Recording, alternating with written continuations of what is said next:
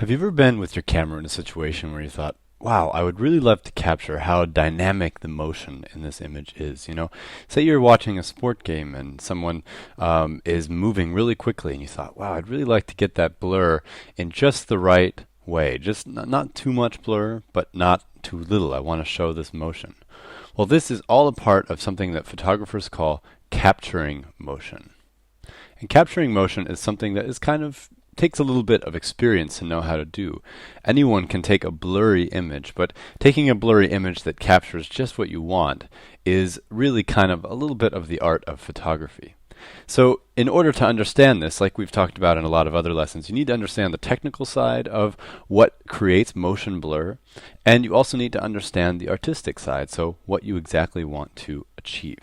So how about we start really quickly by reviewing something that we talked about in our shutter speed lesson and to some degree in our ISO lesson. We're going to talk really quickly about shutter speed. So I'm going to kind of divide our page in half here because I've got something to do over here on the other side in a little bit. We're going to talk about shutter speed. Alright, so I basically divide, when I'm talking about shutter speeds, I divide them up into what I would call long shutter speeds, slow shutter speeds, then there would be normal shutter speeds, fast, and then super fast, which really is probably more just something that I've made up. Not necessarily all that important to remember the super fast description. Now, a long shutter speed is going to be about 1 second or longer, so up to 30 seconds plus.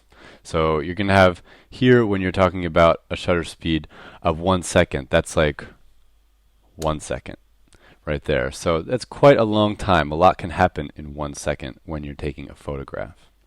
Now, when we're talking about slow photographs, I would say slow shutter speeds are somewhere between 1/2, and I would put the border right around a 40th of a second. So that's a pretty wide range right there.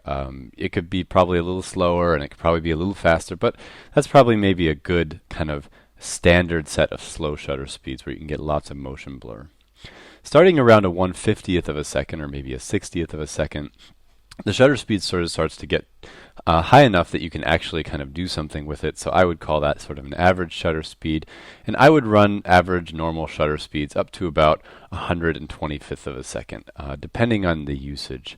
But you'll also notice I'm going to make a little overlap here on the next description. A fast shutter speed can, in some situations, be 125th of a second. Sometimes you don't have much movement in a scene, so a 125th of a second shutter speed might be kind of fast for that situation. So here there's a little bit of overlap.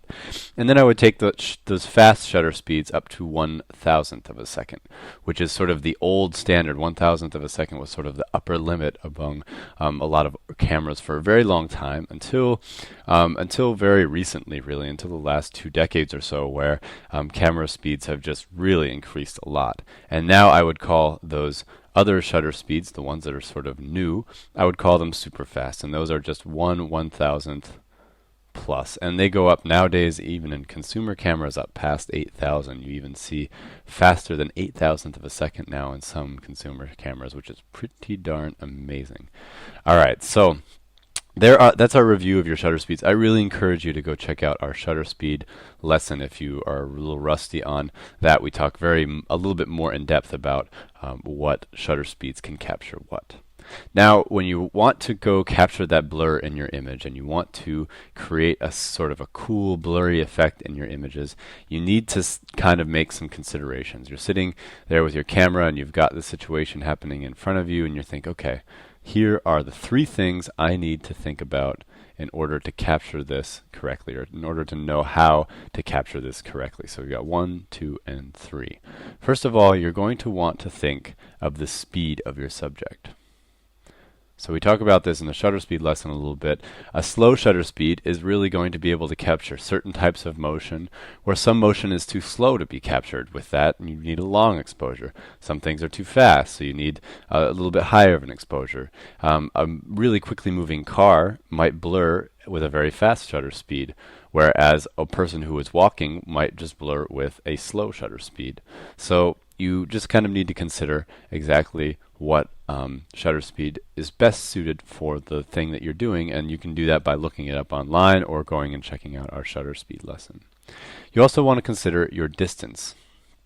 And really, when you're talking about distance, you actually are thinking about the size of your object in the image, and I'll show you an example of that a little bit later.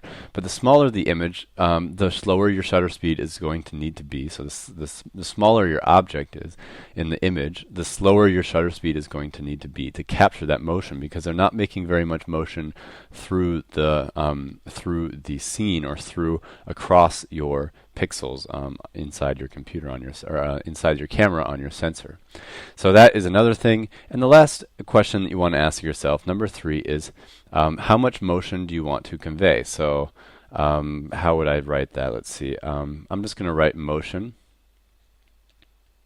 and convey.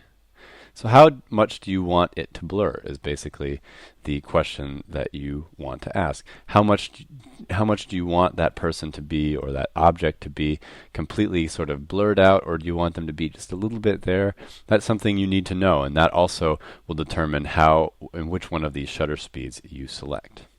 Let's take a couple examples now. So here is me on my bicycle. Just recently I bought a fisheye lens and I was riding home. I was so excited. I did something very dangerous, and I took a photograph while I was riding down this bike path here. This image was taken at ISO 800. It was evening. It was getting really kind of dark outside. The f-stop was at 3.5. And my shutter speed, now this is the really determining factor in whether something blurs, was 1/8 of a second. So 1/8 was my shutter. And you can see that it was a 1/8 of a second. I would look at this image as someone who takes a lot of photographs, and I would just know immediately that this was in this neighborhood. I wouldn't maybe know that it was 1/8 of a second, but I would know that it was less than a 15th of a second, depending on how fast I was riding. Again, that's a question of speed. But you can see here, the motion is being captured here. You know, you're losing detail. And this is also a perfect example of how proximity to something and the size of something can make a big difference. In theory, I'm moving the exact same speed through this entire frame, through this entire image, but because these cars back here are so much smaller in my frame, they blur a lot less. And as we get closer, you can see each car is blurring a little bit more. So in order to capture this scene, I knew I needed about 1/8 of a second. And luckily with digital cameras, you can try out lots of different things and see what works for you. You can also see that 1/8 of a second, my arm and the front of my bike didn't move very much in relation to my camera. So my camera was pretty still. I was riding on a smooth path. And you can see that my handlebar didn't flip from side to side, and I didn't move my hand very much. So that is captured pretty well in focus and pretty clearly, not without much motion blur. So the difference between what this part of the picture here, down here, needs in order to be tack sharp, and what this right here needs is very different because of the speed relationship according to the camera. It's not just how fast I'm moving, but how fast an object is moving in relation to a camera. So that's a really important thing to remember. Now here is another picture, a very different photo, and this is an image that really captures motion and freezes it. So this is, I guess photographers would call this freezing motion. And this is my neighbor Amin, and he is jumping out of the window. He and his brother were playing tag in our garden the other day, and I thought, oh, this is a perfect example of capturing motion. So my ISO is 100. Choose a different color for the rest of this here. And my f-stop is f1.8, so I was using one of my favorite lenses. And my shutter speed, what do you think my shutter speed would be here? He's moving pretty quickly. He just jumped right out the window. Well, my shutter speed is 1/400th of a second. So 1/400th of a second is pretty fast, but still, even though it's very fast, you can see a little bit of motion blur on his foot here. Now everything else is pretty solid. He's pretty, especially his hand must have been staying right in place. But you can still see there's a little bit of motion blur at 1/400th of a second if something is moving very fast, like Amin here.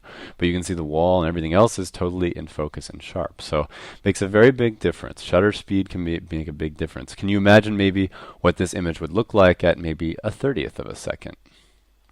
that would be a very different image. You would probably barely even be able to see him. You would just be a blue and brown blur. That's a pretty different image. Now here is an image taken in my neighborhood a couple months back, and I was just sort of on my way to the train station, and I saw this lighting was somehow cool, and I saw this guy with this very cool hat come around the corner, and I whipped out my camera really quickly and took a photograph. This photograph was taken at ISO. I had my old film camera with me, so this camera I was stuck with my ISO at ISO 200. And my f-stop would have been most likely around 1.8. And I always carry that film camera with me all the time. And I'm guessing that my shutter speed was about a 30th of a second, if I remember right. It might have been down around a 15th as well.